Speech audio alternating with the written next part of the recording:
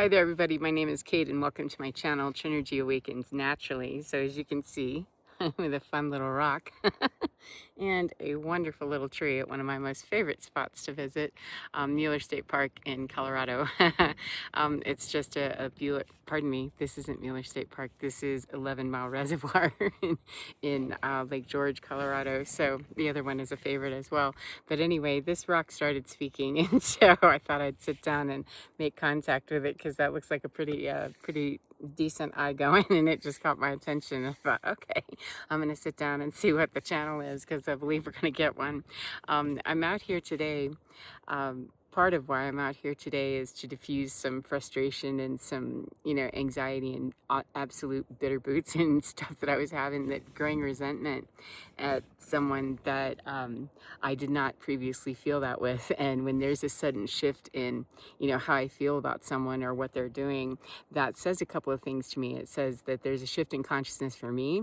That means either something happened on the other end of this, weird little entanglement that's always been a little, and I thought we were, making progress towards something a little more workable, for working, literal working. I thought we were going to be able to at least, we're not friends exactly. However, we're going to float this, with the business thing. And what I'm finding, though, is that when it's from the other side, it can certainly reverberate back to me in that quantum exchange, that quantum entanglement, that karmic tie is what that really is in spirit world. That's what we would call that. In science, we call it quantum entanglement, perhaps. However, it just felt icky, and I could never, 144, I could never quite figure it out. That does this feel icky? And based on the sloppy standards that I used to have for myself and what I was willing to take, no, it didn't feel icky. It felt normal to, just allow people to kind of wiggle in, wiggle out, and, give them lots of room to have their life, etc., which I'm a very generous person, going ahead and have it. However, when there's no standard of excellence at all, then we are abiding by whatever the lowball standard is that we're allowing someone to set in our life. And so I came out here because I felt a sudden shift in my feelings about someone that, like I said, it's always been kind of just, aggravating logistics stuff, that not answering texts in a timely way, things like that, that seem like they're, somewhat benign. And what I learned is that that's the same casual disregard that you grew up with, that's the same lack of, loyalty, lack of commitment this person is demonstrating to you in their logistics. Their mouth is saying something, however, the feet are moving, in a way that's just slowing you down, and you have other places to go. I've spent thousands of dollars on education and certifications and trainings, and this person is not the gatekeeper for that, and yet you're giving them the opportunity by slowing you down in your work and waiting for a call and waiting for, what about this, and, setting up appointments and stuff that's not being followed through with. And so I was feeling aggravated suddenly.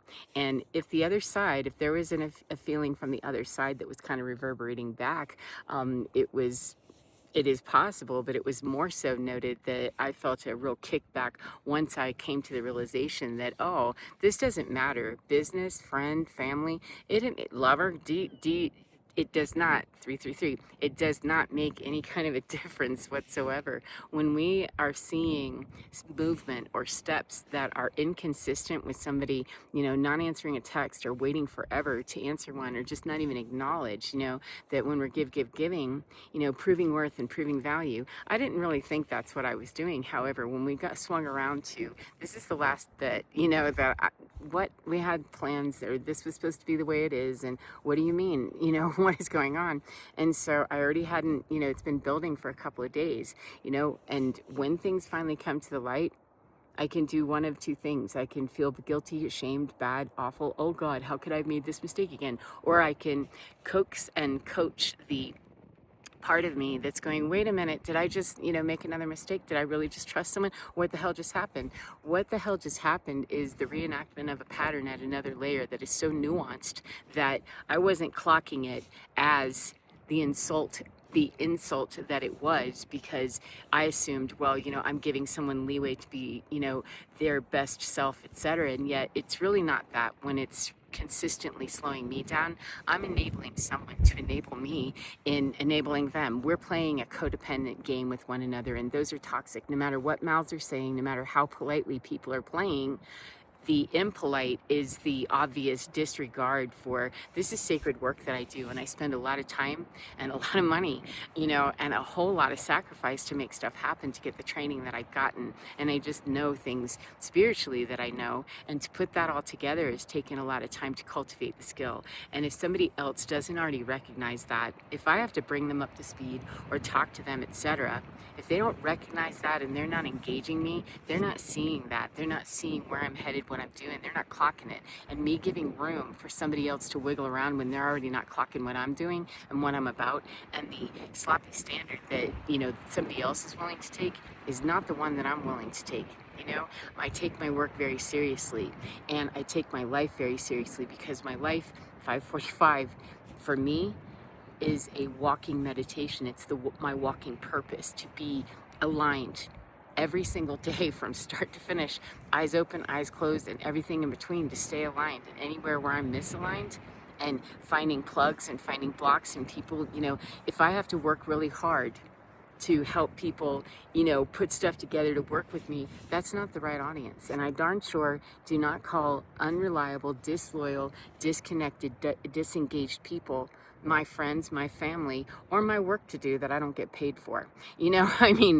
People were confused. We need therapists, we need counselors, we need doctors, we need spiritual advisors, we need all kinds of financial advisors, etc. However, those are paid positions. I don't know anybody, that's a therapist that does therapy for free, and lets people slide into their life having coffee. They call that, broken codependent relationships. And, the professional side of that gets involved. However, it's still a codependent relationship, and it's not what I'm willing to do. And I'm not a therapist. I'm a spiritual advisor, perhaps, and I have training in order to be able to help people cope with their questions, etc. However, we were never working in that direction. So this isn't my client. This is somebody that, we're supposed to be putting together sacred work. Then treat it like it's sacred work and show up in the building phase, because if we build this sloppy, then it's going to bring people that aren't really going to be able to contain a sacred frequency, because we haven't installed one. We're not going to be inviting sacred experiences to happen. We're inviting half-assed, half-committed, and slow roll kinds of events for people, which is, if that's the standard that other people want to set, that's fine. However, that's not the one that I care to set. That's not the experience that I'm willing to have either. I'm not going to pay somebody, to give me sloppy service, or to, if their therapeutic venue is not really meeting a standard that I'm okay with. Where'd my dog go? Okay, make sure he didn't walk off, and it's bear season. That I'm not going to pay someone who isn't doing their job, and why would anybody else? And if I wouldn't pay for what I see as being built, then why would I want to participate in that? Because that's the level of willingness a person is going to stop at. That's fine. However, I'm not. I'm willing to stay up at night. I'm willing to get up early. I'm willing to eat beans and rice for a while until I pay for the next class. I'm willing to do a lot of stuff. And that doesn't make me better, 808. It makes me better aligned with my life and my purpose. And the more that I really, really have to work hard around people to act that, or to enact it, or to engage it, or to share it, damn, I'm in the wrong place. I'm in the wrong audience. And that's not the other person's fault. That quantum entanglement was there for me to understand. That's a karmic tie that needs to be dissolved and disengage from it honorably, always.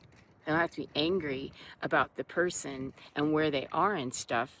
It doesn't need to be maintaining in the anger. The anger is merely the directional point, the compass to, hey, I need to look in here and find out, why do I suddenly feel some, real frustration when I didn't before? It's because it's built up enough, and it's been, enough curtailing of, I'm over here putting in double time to get proposals done and things, and they're being dismissed, they're being changed, disregarded, oh, sorry, or just not even acknowledged. And so, why would I help anyone else build up their life as their codependent therapist in a coffee house and call that a friendship or family or a business if there's no exchange there that's, abundant of any kind? There's no abundant exchange in codependent relationships. And why would I call that friendship? Why would I call that business? There's nowhere where that sloppy standard works. Not as a friend, not as a coworker, certainly not as a collaboration partner on a project that's, pretty huge.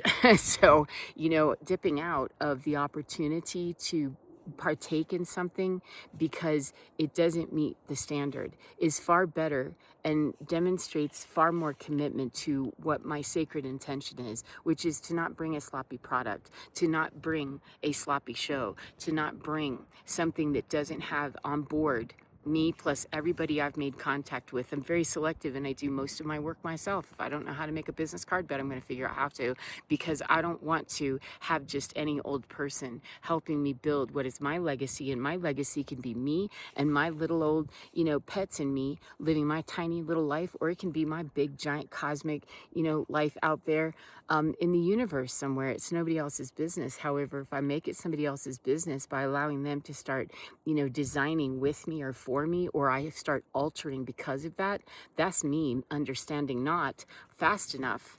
If I linger there, that's me not understanding that, oh, this isn't for you. That's not a waiting room, that you just checked into a hotel with no determined, checkout time. You just parked somewhere waiting on somebody else to come and, hope that they come and rescue you from, a room. No, thank you. I don't need that. So it's a waiting room perhaps, and it's no longer a waiting room. The minute that we decide, I've had enough of waiting on someone else to give me permission to be standing in my brilliance and being mistaken or being, sidetracked for a while in the grease of, oh yeah, we're doing this, we're doing this. Well, we're not really doing that. Didn't take very long for that to kind of happen and understand that. However, it still kind of shocked me that, wait a minute, how did I not see this? What the heck? And I want to go back to making sure I say that that was a part of me that let sloppy standard be my life. I let people in my world close to me. I mean, all my family